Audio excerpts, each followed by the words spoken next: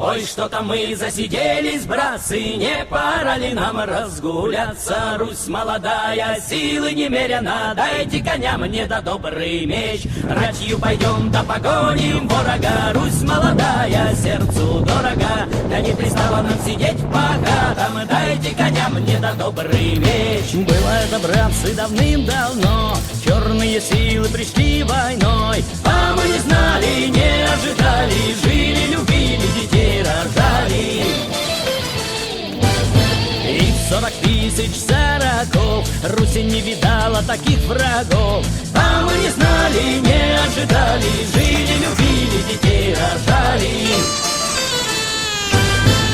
И полыхнули терема до хаты, бабы плачут да малые ребята, а мужики все брат за брата вышли за родину воевать. Ой, что-то мы засиделись, братцы, не пора ли нам разгуляться? Русь молодая, силы немерено, дайте коня мне да добрый меч. Ратью пойдем да погоним ворога, Русь молодая, сердцу дорога. Да не пристало нам сидеть по хатам, дайте коня. Вот это мое любимое занятие здесь, на ШИЭСе. Ходить к колодцу за водой. Колодец сначала известен не был защитником ШИЭСа. Просто старожилы помнят, что где-то он должен был быть. Ну и мужики, как бы, вот здесь недалеко поселок заброшенный. Говорят, если был поселок, должен быть колодец. Поискали, нашли, естественно, его. Приехали, почистили, восстановили, реанимировали. И теперь мы чистую воду набираем, возим на этих саночках и в маленькие бутылки, и в большие. Вообще я должен сказать, что главные защитники природы, вот этих мест, вот этого севера, вот этого леса, главные защитники, жители Урдамы. Вот они действительно, скажем так, встали на защиту, ну, всем поселкам. И вместе с ними и депутаты, и представители поселковой администрации. Это вот такой поселок, восставший против решения построить полигон. Он отсюда километр с небольшим.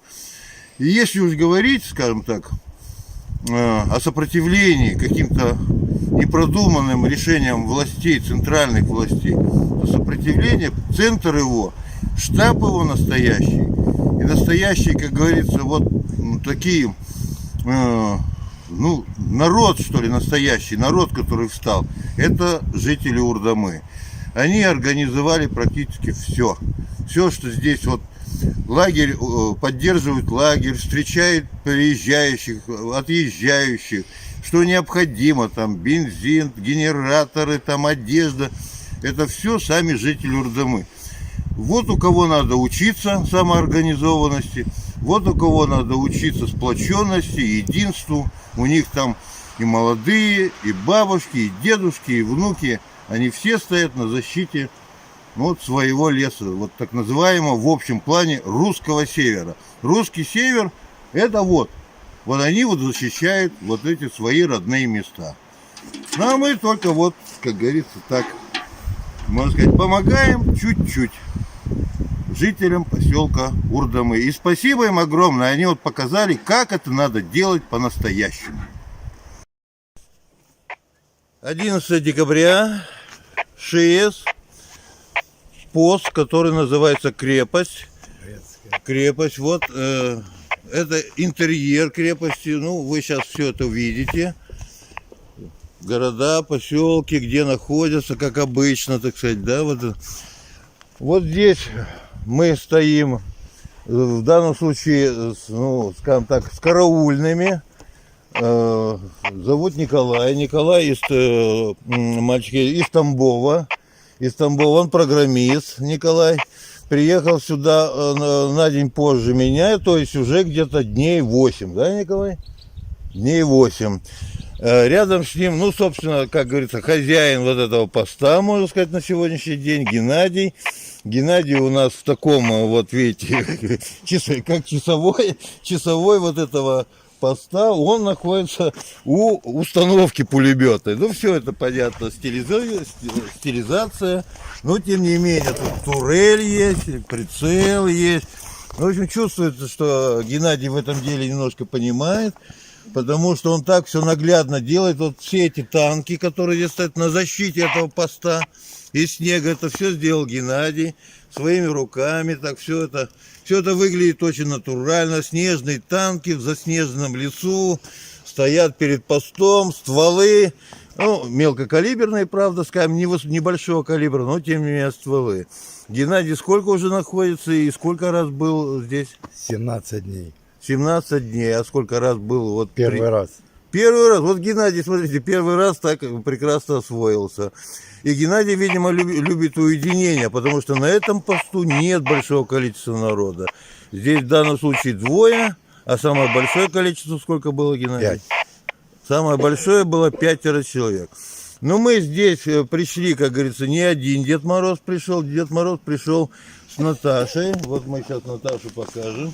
Дед Мороз пришел с Наташей. Наташа одна из родоначальников движения по защите вот это вот непосредственно территории от, ну, скажем так, мусорщиков, от строителей мусорного полигона, от тех, кто сюда, ну, в общем-то, незваными гостями явился и начал тут сносить леса, срубать, строить полигоны и так далее. Вот когда Наташа, когда, ну, первый раз, что ли, вот приехал, увидел, и когда началось именно для Наташи, когда это было? Я приехала первый раз в январе, скажу, где-то числа 20-го, когда еще через железную дорогу стоял один вагончик.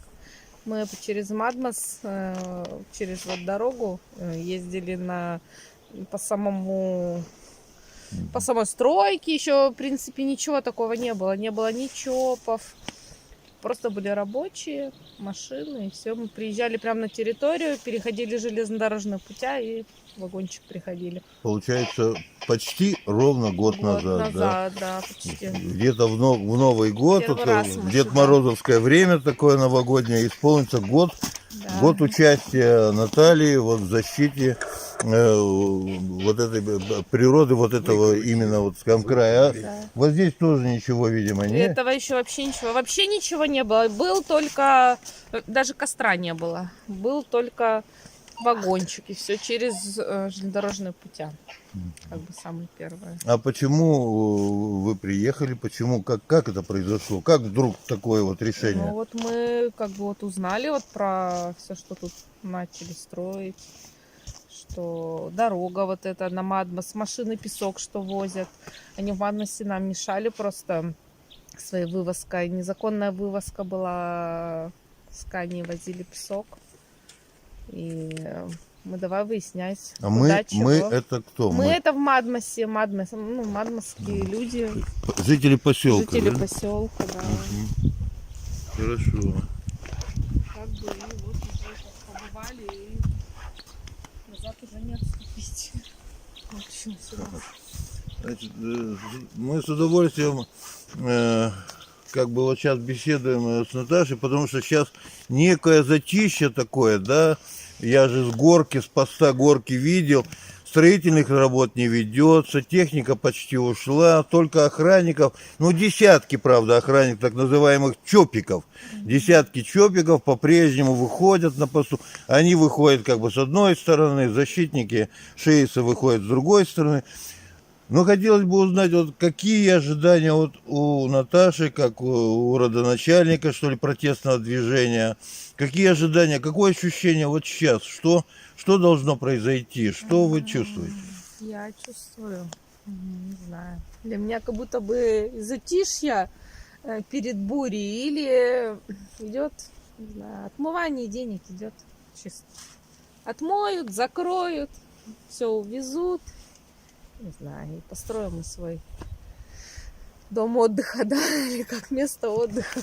Музейного Лагерь, типа. Музей будет, Хорошо лагерь бы- какой-нибудь отдыха. Дети будут приезжать не в Анапу ездить, а на Шиес. Дед Мороз может водить детей на экскурсию. Ну, другой Дед Мороз, так сказать. Можно что угодно придумать, главное остановить. остановить. Остановим. Остальное уже... Ну что ж, накануне уже непосредственно новогодних праздников я бы хотел пожелать Наташе, в ее лице, конечно, ее товарищам и родным, и близким, и всем, кто живет вот именно на этой территории. Это Урдама, Мадмас, кто тут еще у нас? Яринск у нас, Жешев, Сыктывкар, да, ну, И Архангельск, пусть он хоть и далеко, но это близко, тоже... которые, по крайней мере, Одним словом, тем, кто отставит русский север, чтобы они добились победы, и чтобы 2020 год, это был год победы. Да, победа будет за нами. Победа будет за ними. Так в наши хаты пришла беда, жаркая сеча была, да-да. А мы не знали, не ожидали, жили, любили, детей рожали. Ой, да неужто русская рать не постоит за родину мать? Били, рубили, ворога добили и победили черную тать. И засияло небо голубое, полная чаша мира до покоя. А кто пожалует к нам с войною? Дайте коня мне да добрый меч. Ой, что-то мы засиделись, братцы, не пора ли нам разгуляться? Русь молодая, силы немерено, дайте коня мне да добрый меч.